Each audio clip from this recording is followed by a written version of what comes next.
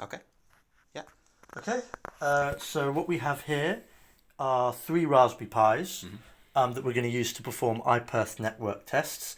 And we have in the middle here, they're all connected to a switch blocks. What's that thing there? Right, this here, which is connected to the switch blocks, is a UART to USB converter. That's what we will use later on in the video for writing commands from the computer to the switch blocks. Okay. Here we have a screen. So just to explain what's going on, the screen on the left, the big one, that is a Wireshark readout of everything that's received on port 3. The other 2 screens are the readouts from the iPerth tests from the other 2 ports, ports 1 and 2. Right. Ports 1 and 2 are connected to these 2 Raspberry Pis here. Right. The third port, the one where the Wireshark is running, is this one here.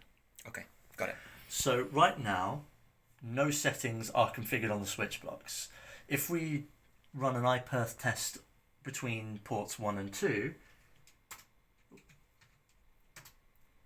you will see that nothing is reflected onto the third port. There's no port mirroring enabled. Right.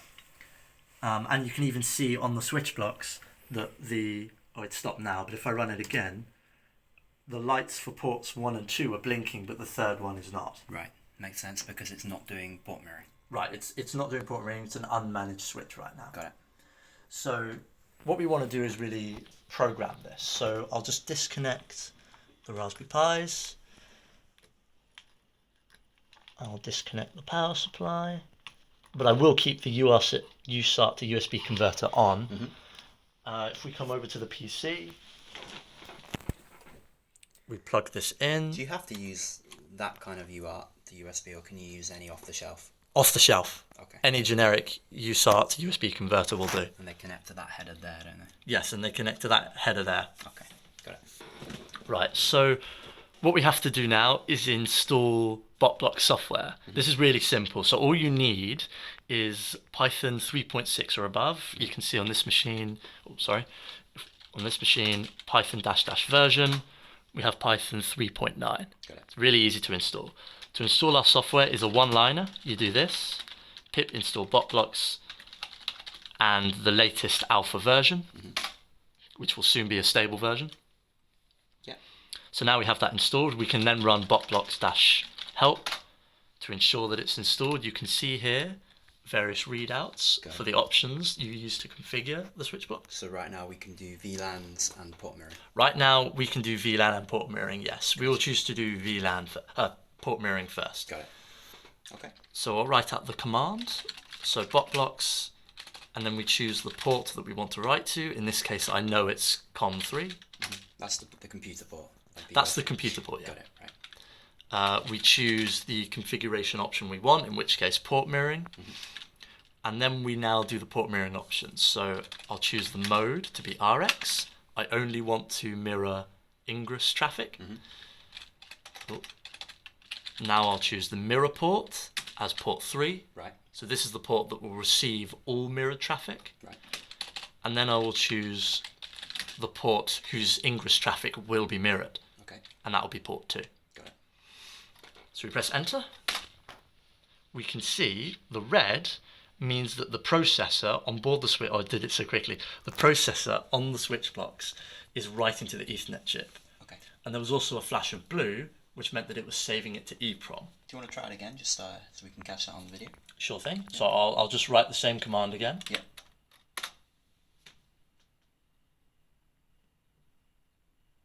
Right, okay. Right. And you can see on the readout on the computer that there are logs saying that the configuration was successful. Right, so this should now do port mirroring if we test it. This will now do port mirroring on port 3, yes. Okay, let's give it a go. Yep.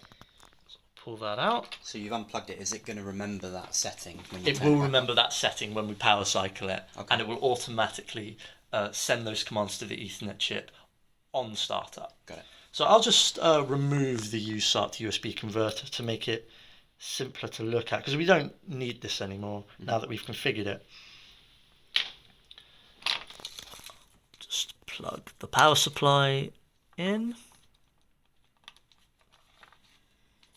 And it's crucial that we plug in the Raspberry Pi that's running Wireshark on port 3, Right. because we expect that to receive the mirrored traffic. Right. So that's port 3, the one in the middle. And then the other two... You can see Wireshark may start. Yep, it's receiving just a few broadcasts. Yep. But nothing, no iPerth tests. Right. Not yet.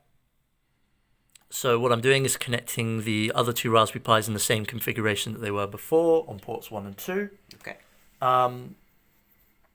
So now what you can see is Wireshark is now showing that port 3 is receiving traffic of not just port 3 but on ingress traffic on port 2 as well. Mm-hmm.